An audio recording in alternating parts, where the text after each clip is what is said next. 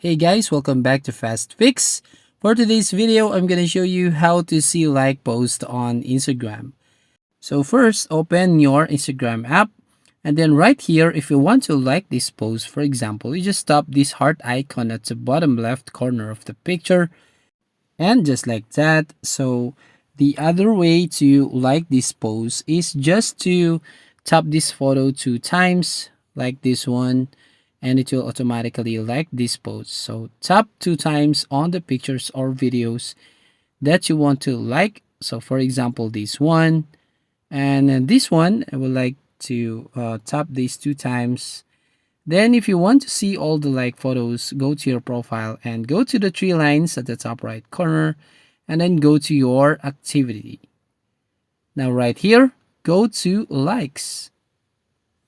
And you can see here all the like posts you made on your Instagram. But if you want to unlike those posts, all you're gonna do is just tap and hold the post that you want to unlike. So for example, this one and click this one, check all the circles right here on the post and you can see right here, just tap on unlike to unlike that post. So that's how you basically see your like post on your Instagram. Thank you for watching. Please don't forget to like, subscribe to this channel, and ring the bell icon to notify you on the next video.